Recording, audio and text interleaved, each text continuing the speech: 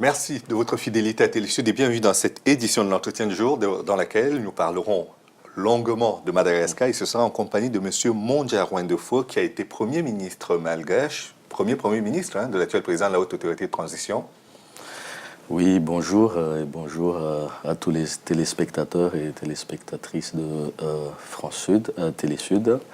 Effectivement, j'étais le Premier ministre populaire du mouvement populaire de 2009 à Madagascar, avant de devenir le Premier ministre de la Haute Autorité de la Transition et avant de céder ma place au soi-disant Premier ministre de consensus pour mettre en place la feuille de route qui est censée faire sortir Madagascar de la crise actuelle. Pourquoi soi-disant ?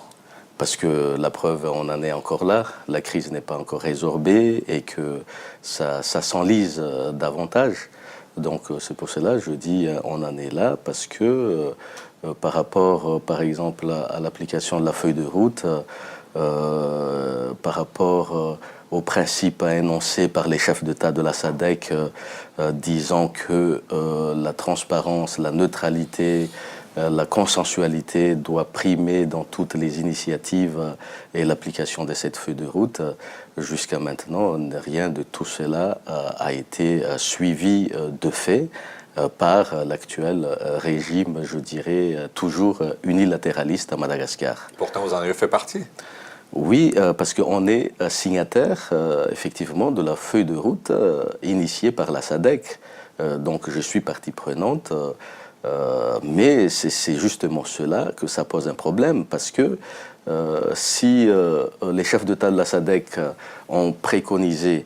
La SADC, c'est la communauté de l'Afrique de l'Est, ont préconisé la consensualité, par exemple, la neutralité.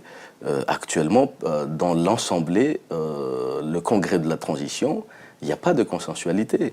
Même dans le gouvernement d'union nationale, il n'y a pas de consensualité. Il n'y a que de l'unilatéralisme, il n'y a que de, je dirais... Mais qu'est-ce qui a tourné court dans l'initiative de la haute autorité, notamment de Rajoel, pour qu'aujourd'hui, vous le lâchiez et que vous vous retrouviez en France, par exemple? Effectivement, quand on est parti pour faire la révolution à la malgache en 2009, parce qu'il fallait se rappeler que c'était avant quand même l'Égypte et la Tunisie qui avaient ce mouvement à Madagascar qui a fait partir le président.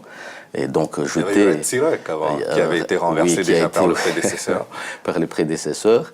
Et puis les prédécesseurs, je dirais, qui ont été aussi enlevés par nous, si je peux dire.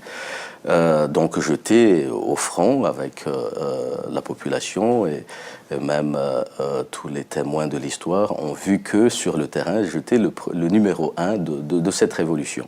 Donc qu'est-ce qu'on a préconisé? C'est le changement à Madagascar. Et pourquoi cette aventure a tourné court? Pour que vous vous divisiez aujourd'hui, pour que vous vous ça retrouviez a tourné pratiquement court, en situation d'opposant? Ça a tourné court parce que premièrement, le président de l'actuelle transition, André Rajoel, par exemple, n'a pas respecté ce vœu de changement du peuple malgache. Donc les pratiques sont toujours là, les pratiques de l'ancien régime, les pratiques de Ravaloman, le conflit d'intérêts, l'exploitation illicite des fameux bois de rose que tout le monde sait très bien actuellement. Donc il y avait un changement de régime, mais il n'y avait pas un changement de fond à ce que, conformément à l'attente du peuple malgache. Donc moi, étant issu de ce mouvement populaire, étant l'artisan, je dirais, sur le front pendant tous ces mouvements-là, et en contact direct, que ce soit avec l'armée d'ailleurs dans le temps, ou que ce soit avec les différentes catégories socio-professionnelles malgaches qui ont pris part à cette révolution.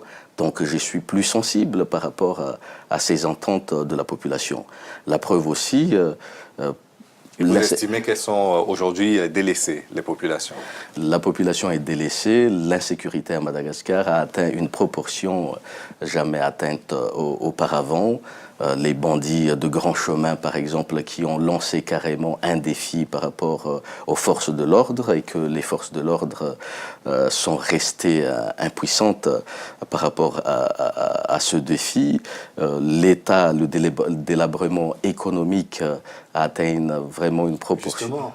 Est-ce que là, on n'est pas devant un défi social, plus social que politique?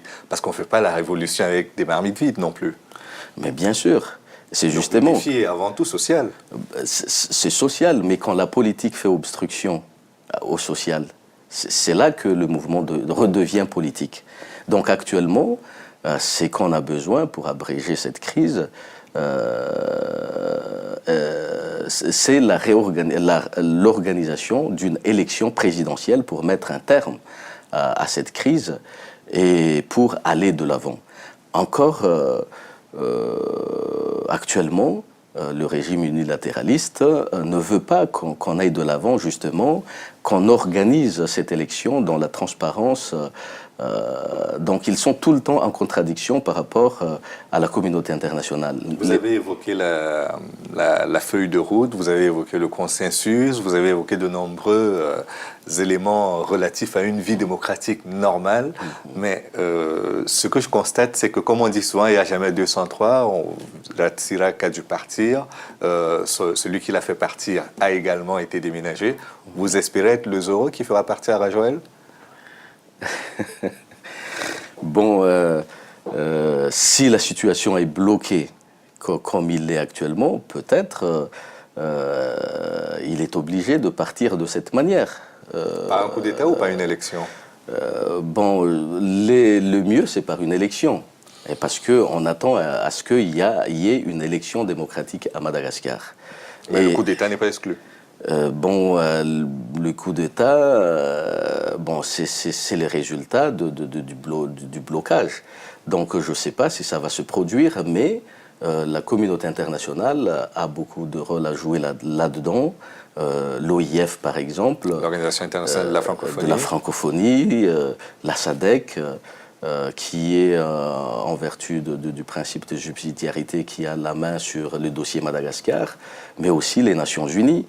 Ils doivent faire pression pour que l'on mette vraiment une élection présidentielle propre à Madagascar pour éviter justement ce fléau de coups d'État récurrents. Mais est-ce que vous n'avez pas l'impression que vous allez un peu vers un scénario à l'ivoirienne où on mettra beaucoup de temps à organiser une élection et même si elle est organisée finalement, la crise post-électorale pourrait être à la fois dure et très chère en termes de coûts en vies humaines et d'argent? Je pense que c'est ce que veulent ceux qui sont actuellement, qui tiennent les rênes du régime unilatéraliste à Madagascar. Mais ce qu'il faut savoir quand même, Gbagbo a été élu, un président élu à la base. Mais à Madagascar, il n'y a pas de président élu. Donc l'élection s'impose obligatoirement pour mettre un terme à la crise. Bon, à qui va profiter la situation à l'ivoirienne pour le cas de Madagascar? Là, c'est la grande inconnue. C'est la grande inconnue parce qu'il y avait effectivement des intérêts, je dirais, par exemple, pendant les régimes précédents, qui a défendu contre vents et marées l'unilatéralisme à Madagascar. Donc il y a certains intérêts, mais actuellement, je crois que la communauté internationale doit avancer d'un commun accord pour asseoir la démocratie dans tous les pays d'Afrique et aussi à Madagascar. Mais tout à l'heure, j'évoquais le scénario à l'ivoirienne parce qu'il y a un des candidats qui, jusqu'à présent, n'a pas le droit de retourner dans son pays, Mike Ravalomanana.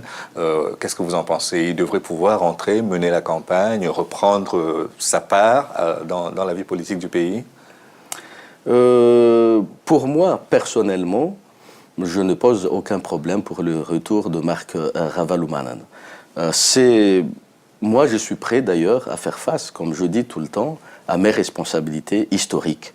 Que chacun fasse face à ses responsabilités historiques. Ravalomanana, par exemple, par rapport au carnage du 7 février 2009, dont j'étais d'ailleurs parmi les manifestants à la tête, et Radjuel aussi, bon, il est aussi opposable à certaines choses à Madagascar. Donc, que chacun soit prêt à faire face à ses responsabilités historiques. Si l'on inféode le problème malgache à une personne comme le cas de Ravalomanana, le cas de Radjuel, c'est ça qui bloque la situation actuellement. Oui, parce que c'est l'impression générale que l'on a. C'est qu'aujourd'hui, c'est vraiment une querelle de chefs dans laquelle les aspirations légitimes du peuple malgache sont remises sont réduites à peau de chagrin. En termes de considération, je veux dire. Et ces aspirations profondes veulent actuellement, selon le sondage à Madagascar, que, bon, si ces deux personnalités font le blocage, qu'on les mette de côté. Mais elles ne se mettront pas de côté. Bon, ça dépend de la communauté internationale. Le problème, c'est que... Vous avez l'impression que la communauté internationale a été moins sensible à vos révolutions qu'à celles en Côte d'Ivoire ou dans ce qu'on appelait le printemps arabe? Mais bien sûr.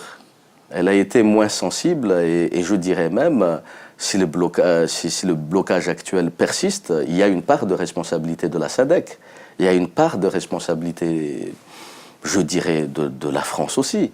Donc, il faut pas... Vous espérez qu'avec le changement de régime en France, il y a eu une oreille plus attentive? Je crois, parce qu'en 1982, quand le président François Mitterrand a initié la conférence de la Bolle, il y avait quand même un vent de démocratie qui a soufflé. Dans les années 90, effectivement, après la chute du mur de Berlin, en 92. En 92 plutôt, il y avait ce vent de démocratie. Actuellement, avec l'élection de François Hollande, on s'attend à ce qu'il change aussi de politique à l'Afrique, qu'il n'accepte pas l'impunité et la culture des fraudes électorales. Parce que c'est ça qui tue la démocratie en Afrique aussi, la culture des fraudes électorales. Et donc, ce sont des challenges, je crois, qui devront être les challenges du président François Hollande, à l'instar de François Mitterrand dans les temps. D'accord. Mais une révolution ne se fait pas que de l'extérieur.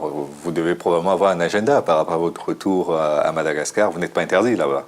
Non, je ne suis pas interdit. D'ailleurs, je suis basé à Madagascar fondamentalement. Je suis ici de passage, effectivement, pour rencontrer les officiels français et européens. Donc, l'agenda, c'est la préparation de l'élection présidentielle dont je suis candidat.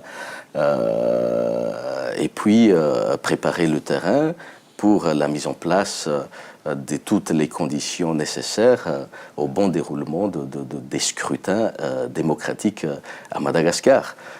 Il faut savoir actuellement qu'à Madagascar, il y a beaucoup des contestations sociales.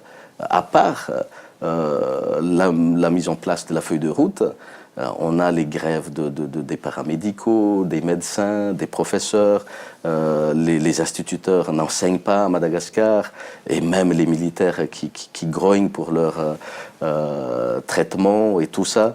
Donc il y a, je dirais, une lame de fond de contestation sociale à Madagascar. Merci Donc beaucoup. il est grand temps maintenant que la communauté internationale, et notamment la France, prennent les décisions et les mesures nécessaires. Merci beaucoup, Monsieur Mondja Roindefo. Je rappelle que vous êtes ancien Premier ministre. Vous avez un parti politique, je suppose? Oui, le MONIMA, Mouvement national pour l'indépendance de Madagascar, qui a été d'ailleurs le parti de libération de Madagascar. Nous vous souhaitons le meilleur pour vous et pour le peuple malgache. Merci d'être venu. Merci. Merci à vous d'avoir suivi l'émission jusqu'à son terme. Rendez-vous demain pour une autre édition de l'entretien du jour. À bientôt.